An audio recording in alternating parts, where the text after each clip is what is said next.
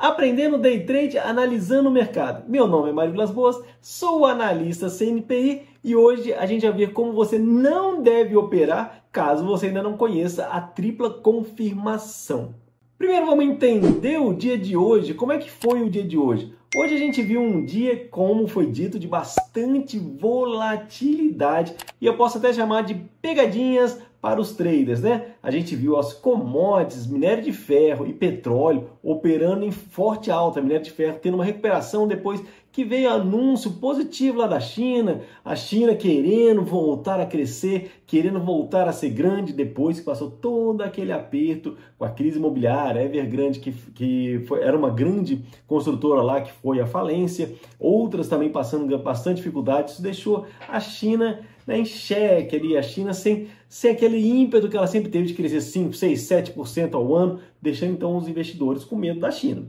A China lançou uma série de pacotes de incentivo que refletiu tanto no minério de ferro quanto no petróleo, trazendo mais demanda para o petróleo, mais demanda para o minério de ferro, e os dois acabaram subindo bastante. O petróleo ainda foi ajudado lá pelos conflitos do Oriente Médio, que também elevaram bastante o preço dele. A tendência natural, então, era que aqui no Brasil a gente tivesse também a Bolsa reagindo. Afinal de contas, essas são as maiores empresas e elas deveriam sim puxar para cima a Bolsa, e foi isso que aconteceu no início do mercado. Depois, pesou o ambiente interno, né? As falas da Glaze, que disse que o nosso futuro presidente do Banco Central, quando assumir a cadeira, vai fazer o que tem que ser feito, ou seja, reduzir na canetada a taxa de juros. O mercado não gostou, a Selic foi bater em 13% e acabou derrubando o índice e subindo o dólar, que é o que se espera que aconteça realmente quando tem, né, um aumento da taxa de juros.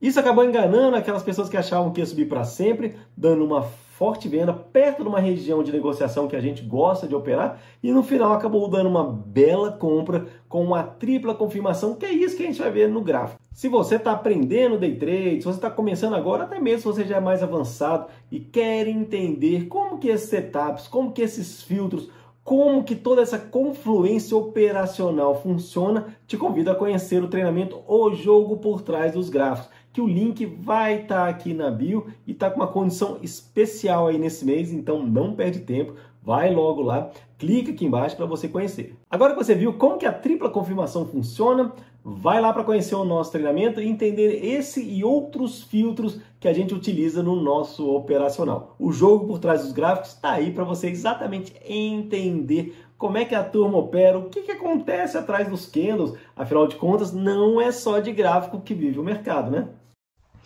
Vamos lá então, mini índice no dia de hoje, né? O INZ24, hoje dia 21 de outubro, a gente então encontra as seguintes informações. Primeiro, essas bandas aqui, essas marcas vermelho e verde, são suportes, resistências, regiões de valor que a gente calcula todos os dias e está lá no nosso relatório do Trader Scan. Para quem não conhece, também eu vou deixar aqui embaixo como que você pode, né, encontrar. Então veja que foram bastante relevantes aí no dia de hoje, porém somente isso daqui não é um fator para a gente operar, né? Os suportes e resistências são importantes, são a base da análise técnica, mas a gente precisa de outros elementos.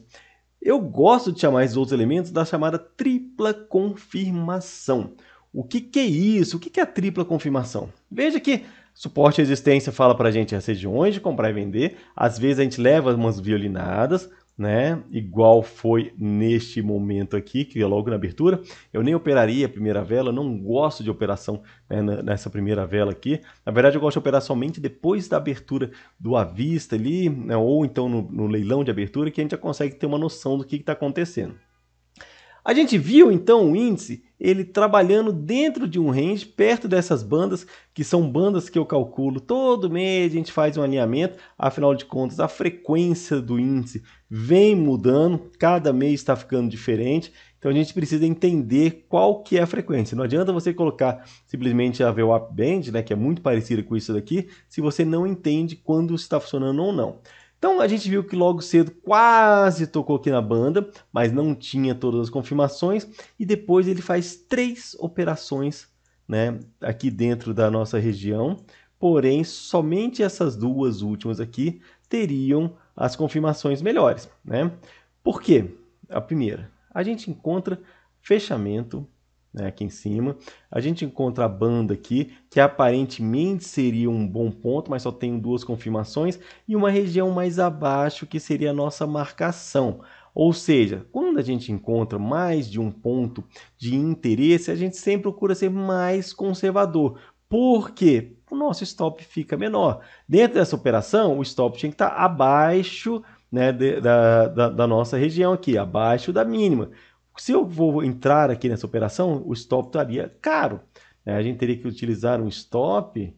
Deixa eu só apagar aqui tudo isso, para a gente medir aqui, ó. Se eu fosse entrar exatamente nessa operação, a gente teria que fazer um stop aqui, ó, de R$250. Nem está tão caro não, mas, né, seria melhor esperar vir aqui embaixo.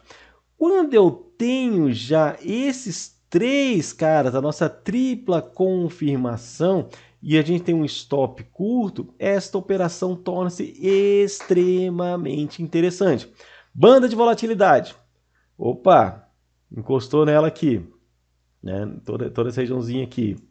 A gente tem a nossa marcação de suporte e resistência. Então, suporte e resistência também dando para a gente uma boa entrada. E a gente tem um ponto técnico, né, que é a mínima do dia anterior, também dando para a gente uma boa operação. Veja, são três elementos que podem segurar esse movimento do índice. Junto com isso, a gente observando nas correlações também um movimento interessante nesse momento aqui do nosso VIX, demonstrando uma redução do medo, né? O VIX ele calcula em cima das opções que estão sendo negociadas no momento, meio que em tempo real ali, e a gente consegue ter então vários elementos, uma tripla confirmação, mais um grande filtro que é as correlações, né? As correlações dando ponto positivo para a gente. A gente tinha de negativo nesse momento a piscininha que ela estava dando, né, para venda, né? A piscininha deveria estar entrando, procurando venda por ela, então seria um ponto contra. 3 a favor, um ponto contra, passa a valer então o risco. Alvo da operação era exatamente nessa região, aonde a gente tinha dois elementos que a gente sabia que era de briga, né, que é a VWAP diária e o ajuste. Esses dois caras aqui, eles tendem a ser um ponto, né, de briga mesmo, e realmente foi até lá e de lá não passou, né? Aí aqui entra a piscininha, entrou aqui, né, ajudando a gente nessa venda aqui. Poderia ter sido uma operação de VWAP também é uma operação interessante de se fazer, mas acabou, né, que a gente não fez esta operação. Aqui embaixo, sim, né, stop curto, aqui stop de 150 pontos, estaria lindo, que a partir desse nosso alvo aqui, desse meio aqui no 156, o stop estaria aqui no 132, que seria... cadê? Vamos colocar ele aqui, só para a gente marcar, né? A gente teria um stop aqui no 132, mais ou menos aqui assim, estaria bem tranquilo, seria quase acertar o zóio do mosquito aqui, para poder pegar uma operação que daria, uma operação aqui de 450 pontos, tá bom, né?